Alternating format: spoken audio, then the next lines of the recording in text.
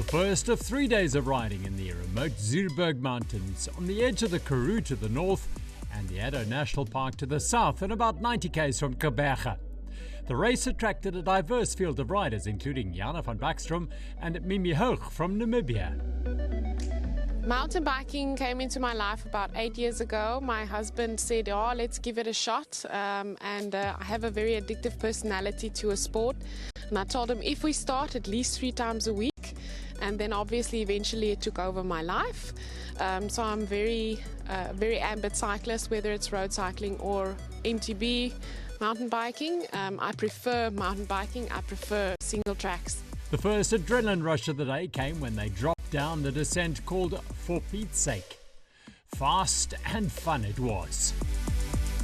A heavy overnight downpour unfortunately meant the route had to be shortened. It also ensured that there was a fair amount of mud to deal with. The climbs, though, were surprisingly dry. Not so the flats. Comparing a stage race to a single day race is that you can actually grow into the race. You meet a lot of nice people. It's not just a come and go, and it's relationship that you build that you can last for longer in your life. A one-day race for me is quick in action. It's done and dusted in one day. So there's no community, there's no sharing of what happened in the day. A 3-day event gives you that opportunity to build a small community of experiences. How was your day? How was your ride? How did you feel? Tomorrow morning at the breakfast table, exactly the same type of interaction. So it builds that small community, and cyclists have their own type of culture, which is really enjoyable if you can expand that beyond one day. While the route may have been shorter than expected, it was still a tough ride. The water points were well stocked and well supported. Oh, it's lovely, a little bit muddy, but that comes with the territory. Started in 2013 by brothers Rob and Trevor Hayter, the Great Zuurberg Trek has developed a loyal following among Eastern Cape riders. One of those from further afield who's come back many times is Nick Adams. The leading women's team was Ronita McKenzie and Tracy Campbell, who was hanging on to the hectic pace set by her partner as they headed towards the muddy entrance to the Elephant Back Safaris.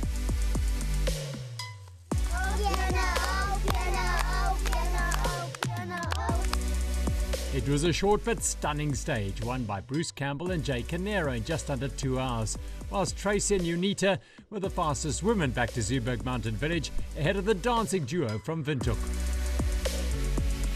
Complimentary coffee, courtesy of Urban Black Roasters, got the second morning off to a perfect start. Again, it was chilly, but clear and sunny as they headed out on the historic Zuurberg Pass and the original wagon routes into the interior from the Eastern Cape. Stage 2 was 66 kilometres with around 1,200 metres of climbing. After an initial drag on the dirt road, they headed onto one of the most amazing sections of the entire race, the Seven Dwarfs Drop. A long single-track trail, it takes them off the spine of the ridge.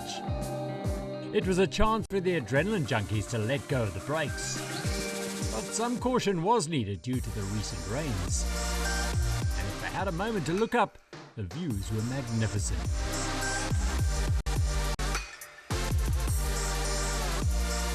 Best not to look away now, though. The Bean River was at the base of the trail, and Gavin Wood and Mark Binar were chasing the leaders. Sadly, Ronita McKenzie's race ended after a hard fall and an injured shoulder. She was all smiles, though. The rest of the riders snaked along the valley floor, occasionally having to handle a deeper river than expected. Mark Willamot, all skill.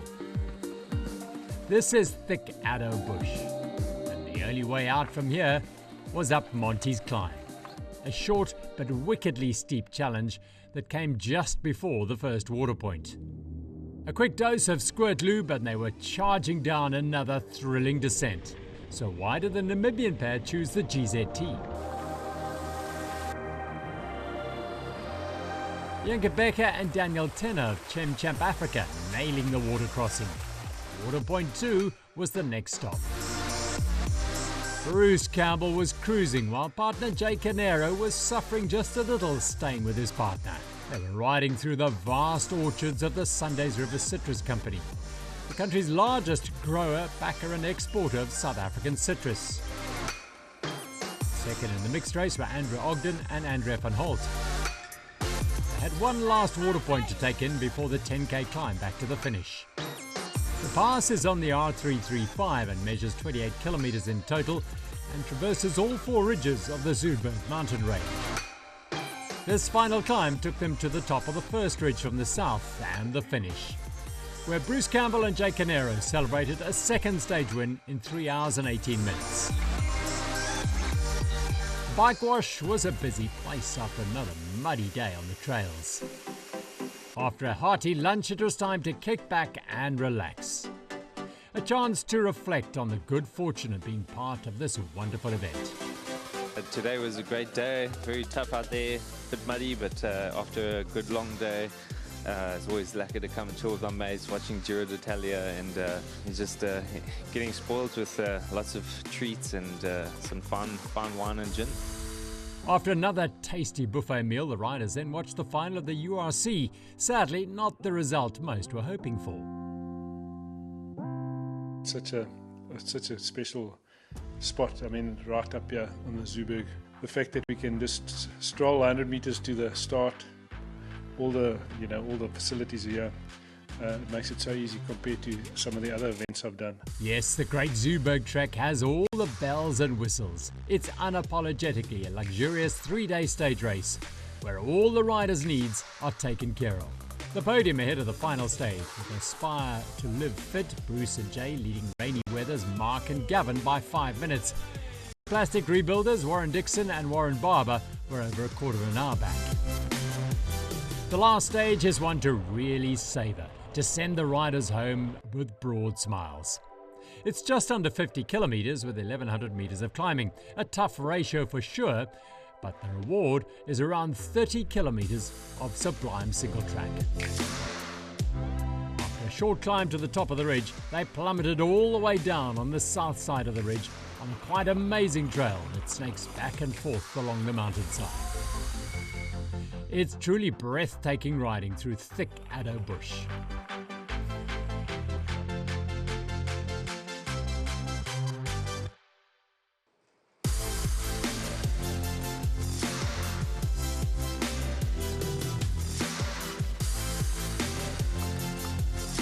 Tracy Campbell was riding solo after losing her partner Juanita to the shoulder injury.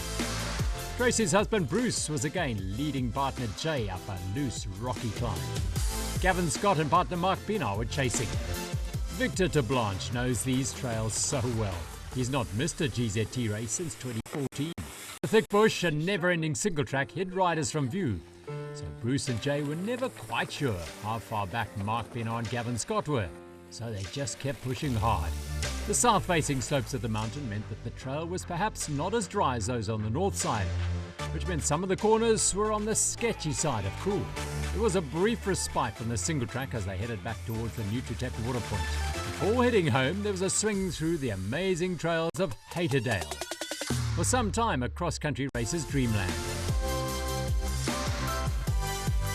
Bruce and Jay had a small lead over Mark and Gavin. These trails have been built and perfected over many years by Rob and Trevor Hayter, and they are a real treat. The brand new AfriCamps glamping setup means you can now come and spend a weekend in the middle of the Haterdale trails and ride to your heart's content. The stage ended with a little tax to be paid via another climb of the historic Zuurberg Pass. By now, old hat to these riders. After 3 hours and 3 minutes of riding, Bruce Campbell and Jay Canero put the seal on their overall win with another stage victory.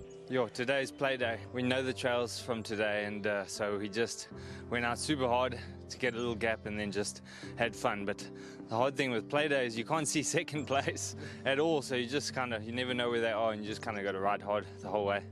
My partner was amazing. Mimi Hoog and Jana van Bakstroom won the women's race. You know what, there isn't words to describe this event. It's been magnificent, the trails has been great, we learned a lot, we saw a lot, the mud was a lot. So from a Namibian side, it's been a good challenge, we really enjoyed it. The Zuurberg area is a hidden gem in every sense, and the terrain and landscape has almost limitless potential to provide a truly wonderful mountain biking experience.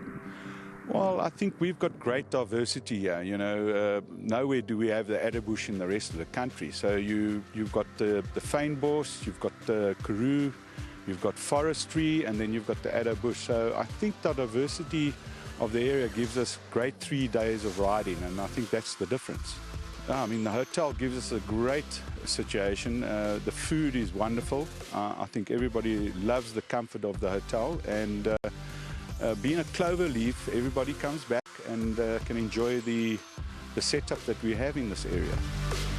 Well, after a damp and cold and breezy start to the Great Zuurberg Trek 2023, it ends in glorious warm sunshine here, dry as well, on a spectacular final day. So much single track the riders enjoyed, and they got to explore those beautiful mountains, the Zuurberg mountain range. This is a really special event. It's a boutique event, and the riders went away with broad smiles. They'll all be back next year, I'm sure.